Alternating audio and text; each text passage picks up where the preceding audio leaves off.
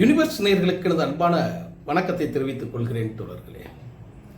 நடிகர் பாக்கியராஜ் அவர்கள் திடீரென்று மறைந்து விட்டார். எனக்கு ரொம்ப ஆச்சரியமாக இருந்தது. நான் சென்னையில் தான் இருந்தேன். ஏன் இந்த காணொலியை கொஞ்சம் தாமதமாக போடுகிறேன் என்று சொன்னால், அன்றாட அரசியல் சூழலை பதிவு செய்ய வேண்டும் என்பதற்காகவும், பாக்கியராஜ் அவர்களுக்கு நிறைய தோழர்கள் பதிவுகள் செய்து அது காணொலியாக ஏற்றுவார்கள் என்பதற்கும், நான் எனது பார்வையில் சொல்லக்கூடிய கருத்துக்கள் சிலருடைய கவனத்திற்கு வராமல் போய்விடுமோ, ஒரு சாதாரண ஒரு இரங்கல் செய்தியாக மாறிவிடுமோ என்பதற்காகத்தான் ஒரு 2-3 நாட்கள் தள்ளி நான் பேசுகிறேன். எனக்கு ரொம்ப பாக்கியராஜ பிடிக்கும். ஆரம்ப காலத்தில் நாங்கள் எல்லாம் பார்த்தீங்கன்னா ராஜேந்தர் ரசிகர்கள். டி ராஜேந்தர் அவர் அரசியல் ரீதியாக திராவிட இயக்கத்தில் திமுக அப்படியெல்லாம் இருந்ததுனால நாங்கள் முழுக்க ராஜேந்தர் ரசிகர்களாக. பாக்கியராஜ் எங்களுக்கு பிடிக்காது. ஏன்னா எம்ஜிஆரே பிடிக்காமல் இருக்கும்போது பாக்கியராஜ் எப்படி பிடிக்கும்? அதுக்கு பிறகு காலம்தானே எம்ஜிஆரை புரட்சி தலைவராகவும் பாக்கியராஜ் அவர்களை சமூக கண்ணோட்டத்தோடு ஒரு என்டர்டைன்மெண்ட் எப்படி பண்ணியிருக்காருங்கிறது தான் நான் என் பார்வையில் சொல்ல போகிறேன். ரொம்ப முக்கியமான கருத்து நான் சொல்லுகிறேன் தோழர்களே. அதில் எப்படி என்னங்கிறத ஒரு பார்வை. பாக்கியராஜ் ஒரு நுணுக்கமான ஒரு மனிதர். தந்தை பெரியாரின், பேரறிஞர் அண்ணாவின் திராவிட இயக்கத்தின் பார்வையை திரையில் எப்படி அவர் வார்ப்பித்தார் அப்படிங்கிறது, தனது குருநாதருக்கு ஏற்பட்ட ஒரு இழுக்கை அவர் எவ்வாறு துடைத்தார் என்பதற்கும் இருவேறு கருத்துக்கள் இருக்கிறது.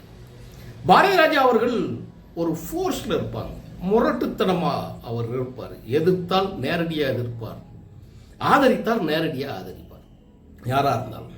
ஏன்னா அவருடைய கேரக்டர் வேற. அதே நேரத்தில் வெற்றி தோல்வி எதை பற்றியும் கவலைப்படாமல் சொந்தமாக ஒரு படத்தை எடுப்பார், சொந்தமாக கருத்தமாக எடுத்தார், வேதம் புதிது எடுத்தார். வேதம் புதிதில் தனது குருநாதருக்கு ஏற்பட்ட அந்த இழப்பு இருக்குல்ல, பாதிப்பு இருக்குல்ல, அதை பழி வாங்க வேண்டும் என்பதற்காக திராவிட இயக்கத்தில் அவர் செய்த சாதனை பெரிய விஷயங்க. பார்ப்பனர்களை எதிர்த்ததினால் தனது குருநாதர் பாரதி ராஜா அவர்களின் திரைப்படத்தை நீங்கள் முடக்கி அதை நீங்கள் வெளிவர விடாமல் என்னெல்லாம் செஞ்சீங்களோ அதெல்லாம் எம்ஜிஆர் அவர்கள் முறியடித்தார். எம்ஜிஆர் அவர்கள் மூலமாக முறியடித்து அதில் பொருளாதார சேதத்தை உருவாக்கினார்கள். ஆனால் சொல்ல வந்ததை நச்சுன்னு சொல்லிட்டு போயிட்டார். தனது குருநாதருக்கு ஏற்பட்ட அந்த இழப்பின் மூலமாக பாக்கியராஜ் செஞ்ச அதில் வரக்கூடிய வசனங்கள்லாம் இருக்குல்ல. இங்கே பாரதிராஜா தன்னுடைய சமூகத்தை எடுத்துக்கொண்டு ஒரு மிகப்பெரிய ஒரு கேள்வியை நோக்கி தமிழ்நாட்டை பார்த்து மட்டுமல்ல, இந்திய சமூகத்தின் மீதே ஒரு கேள்வியை கேட்டார். பாலுங்கிறது உன் பேரு, தேவருங்கிறது நீ படித்து வாங்கின பட்டமா அப்படின்னு சொல்லி ஒரு சின்ன கேள்வியை கேட்க வச்சு அதில் ஒரு பார்ப்பனிய எதிர்ப்பை உள்ளே கொண்டு ஒட்டுமொத்த சமூகத்தினர், அடுத்த சாதிகளை சொல்லிட முடியாதுல்ல, அதனால அவர் பிறந்த சாதியை அவர் சொல்லிக்கிட்டார். ஆனால் பாக்கியராஜ் அதை என்ன செஞ்சார் தெரியுமா? என்னையா நாங்கள் கீழ் சாதி மேல் சாதி இடைப்பட்ட சமூக உறவு அதை பற்றி பேசினா நீங்கள் படத்துக்கு தடை செய்வீங்களா?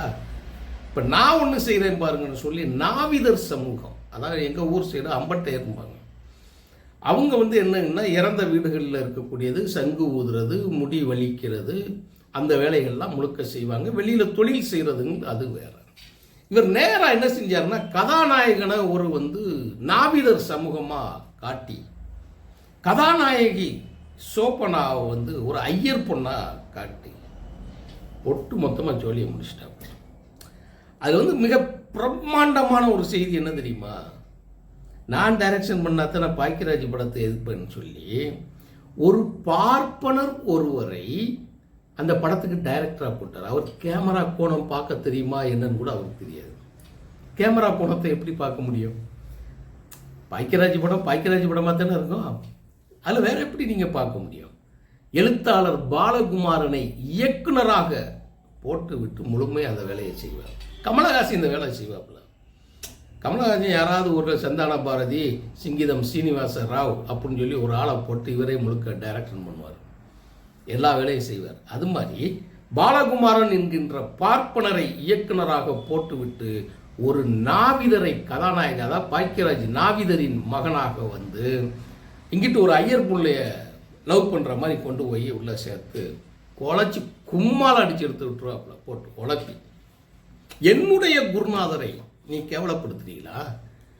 ஏன் குருநாதரை நீங்கள் அசிங்கப்படுத்த நினைக்கிறீங்களா? இந்த வாரண்டா உங்களுக்குன்னு சொல்லிட்டு நேராக ஐயர் பொண்ணு மாமி கொண்டு வந்து செதைச்சி சின்ன பின்னமாகிடுவாப்புல. அப்போ தான் சும்மா பாக்கியராஜ் படம்னா என்டர்டெயின்மெண்ட் அப்படிலாம் கிடையாது. அது ஒரு வசனம் வரும். இவர் கதாநாயகனை வந்து தேடி, அதாவது தான் மகனை தேடி பாக்கியராஜோட அம்மாவும் அப்பாவும் குமரிமுத்து வருவார். நீங்கள் பாருங்கள், அந்த காட்சிகளை பாருங்கள். அது ஒரு வசனம் வச்சுருப்பாரு. நீ வந்துடுறா போயிடுவோம் அப்படின்னு சொன்ன உடனே, ஐயா உங்கள் சாதி வேற எங்கள் சாதி வேற, என் மகன் தெரியாமல் தப்புன்ட்டான், மன்னிச்சு வாழ விடுங்கன்ன உடனே அவரை கும்பிட்டு அனுப்பிடுவார். அதில் நிறையா வசனம் இருக்குது. கேட்டால் சினிமா விமர்சனம் தனியாக ஒன்று போடணும். என் மனச்சாட்சிக்காக அதை பதிவு செய்யணும்னு நினைக்கிறேன். என்னுடைய பார்வையில் எப்படிங்கிறது, திராவிட இயக்கம் எப்படியெல்லாம் வளர்ந்தது, நம்ம எல்லாம் எப்படி வார்ப்பித்தார்கள் அப்படின்னு சொல்கிறதுக்காக அந்த இதை காணொலி போடனால ஒரு வசனம் சொல்லுவாங்க.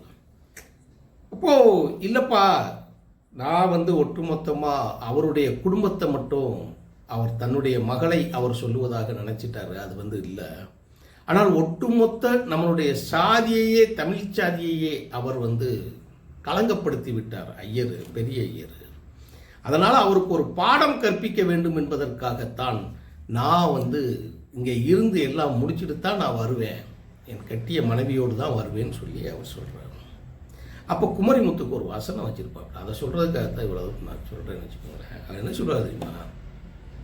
குமரிமுத்து அழுதுகிட்டே சொல்லுவார், எப்பா இந்த மாதிரி எனக்கு ரொம்ப பெருமையாக இருக்குப்பா. அந்த காலத்தில் நாங்கள்லாம் பெரியாரோட கூட்டத்துக்கு, தந்தை பெரியாரோட கூட்டத்துக்கு நாங்கள் போவோம். அங்கே வந்து போகிறோங்கிறதுக்காக கருப்பு சட்டை போட்டு அந்த கூட்டத்தில் கலந்துக்கிட்டோங்கிறதுக்காகவே என்னை அடித்த அடியில் தான்ப்பா இந்த கண்ணெல்லாம் பார்வையே திசை மாறிடுச்சுன்னு அவர் பாணியில் நகைச்சுவையாக சொல்லுவார். என்னை அடித்த அடியில் தான்ப்பா இந்த பார்வையே திசை மாறிடுச்சு, காது கேட்காதுப்பாங்கிற வசனம் அந்த இதில் வரும். அப்போ குமரிமுத்து கேரக்டர் வந்து அவர் வந்து கண்ணு மாறு கண்ணு பார்வையில் இருக்கும். அந்த கேரக்டரை அப்படியே கொண்டு வந்து வச்சிருப்பாப்புல. திராவிட இயக்கத்தின் அடர்த்தியான அன்றைய கொள்கைகளின், கோட்பாடுகளின் நீட்சியையும் அந்த கருத்தை கடைசி கோடி மனிதர்களுக்கு தெரிவிக்க வேண்டிய அந்த காட்சியையும் வைத்திருந்து அதை குமரிமுத்து மூலமாகவே பேச வைத்து அந்த அழுத்தமான ஒரு கருத்தை மனதில் நிறுத்தி விட்டுட்டு தான் இங்கிட்டு வெளியில் வந்து யார் பிராமணனுங்கிற ஒரு கேள்வியை கேட்பாங்க. நீ பிராமணனா அப்படின்னு சொல்லி ஒரு கேள்வி கேட்பாங்க. ரொம்ப முக்கியமான படங்க. நீ பிராமணனா? மகளை கல்யாணம் முடித்த உடனே அவர் கேட்பார் கேள்வி, நீ பிராமணனா சொல்லு அப்படின்னு கேட்டு தான் அந்த கல்யாணத்தை வந்து, அந்த கல்யாணத்துக்கு பிறகு எல்லாமே நிப்பாட்டிடுவாங்க. என் மகளுக்கு உனக்கு சம்மந்தம் இல்லைன்னு சத்தியம் வாங்கிட்டு போயிடுவாங்க. ஆனால் அதே கேள்வியை பாக்கியராஜ் அந்த கடைசி காட்சியில் வச்சு தீ எரிஞ்ச கிரவுண்டில் எல்லாம் மீட்டு வச்சுட்டு நீ பிராமணனான்னு சொல்லி ஒரு கேள்வி வைப்பார். யார் பிராமணன் அப்படிங்கிற ஒரு கேள்வியை கேட்டு அந்த ஐயரே திருந்தி சமூக மக்களோடு மிக எளிதாக எல்லோருடையும் பழகுவதைப் போல அவர் வந்து கொண்டு வந்து சேர்த்தக்கூடிய ஒரு காட்சி. அந்த பாக்கியராஜ் அவர்களின் மறைவுக்குத்தான் தமிழ்நாடு அரசாங்கத்தின் முதலமைச்சராக இருக்கக்கூடிய விஜய் அவர்கள் வந்து அங்கே போய் 72 குண்டுகள் முழங்க ஒரு மரியாதை செய்தார். நானும் பாக்கியராஜ் மறைவிற்கு அவரது இல்லத்திற்கே நேரடியாக சென்றேன். பாக்கியராஜ் அவர்களின் மறைந்த உடலுக்கு இரங்கல் தெரிவித்தேன். மலரஞ்சலி செலுத்திவிட்டுத்தான் நான் எனது ஊருக்கே கிளம்பி வந்தேன். எனக்கு பிடிச்ச நடிகருங்கிறது மட்டுமல்ல, பிடித்த இயக்குனர் அப்படிங்கிறதுக்கு மட்டுமல்ல, சிறந்த சிந்தனையாளர். திராவிட இயக்கத்தில் புரட்சித் தலைவர் எம்ஜிஆர் அவர்கள் தன்னுடைய நேரடி அரசியல் வாரிசு என்று இதெல்லாம் வெளியில் சொல்ல மாட்டாங்க. அவர் எம்ஜிஆர் புரூக்ளின் மருத்துவமனையில் அமெரிக்காவில் இருந்து இருக்கும்போது தனியாக போய் இவர் போய் பார்த்து ஒரே நாளில் திரும்பி வந்த கதையெல்லாம் உண்டு. அதெல்லாம் தொடர்ச்சியாக நான் போடுறேன், பேசியிருக்கோம் சில இதுகளில். அது முழுமையாக நான் பேசுகிறேன். பிரச்சாரத்திற்கு உடனடியாக போய் வந்து திராவிட இயக்கம் நிலைப்பற்று நிற்கவிடக்கூடாது, காங்கிரஸ் எழுந்து விடக்கூடாது என்பதற்காக அவர் ஆற்றிய பணிகள், எம்ஜிஆர் இவர் மீது வைத்திருந்த நம்பிக்கைகள், அந்த நம்பிக்கை சிதைந்து விடாமல் இருப்பதற்காக இவர் ஆற்றிய செயல்கள், இதெல்லாம் வந்து வரலாற்றில் பதிவு செய்யணும். அங்கங்கே கிடக்கு. அவர் எல்லாம் தாண்டி அடுத்த காணொலியில் ஒன்று பேசுகிறேன். யார் எம்ஜிஆர் அப்படிங்கிறதுல பாக்கியராஜ் ஒன்று சொல்லியிருப்பார். அந்த பாக்கியராஜ் அவர்களின் குருநாதராக அறிவித்தார் இல்லையா, ஒன்று பாரதி ராஜா, இன்னொன்று புரட்சித் தலைவர் எம்ஜிஆர். இந்த 2 பேரின் பேரன்பை பெற்று அவர்கள் காலத்திற்கு பிறகு அதே மரியாதையோடு இவர் மறைந்தார் என்கின்ற ஒரு மகிழ்ச்சி இருந்தாலும், எம்ஜிஆர் இவரை ஏன் ஏற்றுக்கொண்டார், பாரதி ராஜா ஏன் இவரை பக்கத்தில் வைத்துக் கொண்டார் அப்படிங்கிறதுக்கு வலுவான ஒரு இன உணர்வும் திராவிட இயக்க உணர்வும் இருக்கிறது என்பதற்கான முழு ஆதாரத்தோடு செய்தியை அடுத்தடுத்த காணொளிகளில் ஒரு 2 காணொளிகளாக நான் பதிவு செய்ய திட்டமிட்டு இருக்கிறேன் தோழர்களே. பாக்கியராஜ் அவர்களுடைய மறைவிற்கு தன்னுடைய குருநாதருக்கு ஏற்பட்ட இழுக்கினை அவர் நீக்கிய விதத்தை ஒரு குதிரை பாய்ச்சலில் ஒத்த வரியில் கடத்துவிட்டு ஒரு துவக்க உரை மட்டும்தான் இந்த காணொளியில் சொல்லியிருக்கிறேன். அடுத்த காணொளியில் நான் ஒரு முழுமையான அத்தியாவசியமான அனைவரும் கண்டிப்பாக தெரிந்து கொள்ளக்கூடிய ஒரு செய்தியாக கண்டிப்பாக பதிவு செய்வேன் என்பதை சொல்லி விடைபெறுகிறேன் தோழர்களே. நன்றி, வணக்கம். பாக்கியராஜ் அவர்கள் இயற்கையோடு இணைந்து விட்டார். தமிழ் குலத்தில் இருந்து அந்த பிரிவு சென்று விட்டார். ஒரு காணொளி ரொம்ப நல்லா இருந்தது.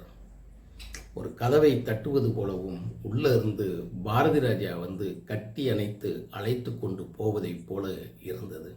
நம்மையெல்லாம் விட்டு ஒரு கலைப்பிரியன் கனவு தொழிற்சாலையை ஒரு மிகப்பெரிய பணியிட மாற்றம் மட்டும் இல்லாமல் சமூக சீர்திருத்தத்துக்கு பயன்படுத்திய அவருடைய பாணியில் பயன்படுத்திய பாக்கியராஜ் அவர்களின் புகழ் நிலைத்து நிற்கும்.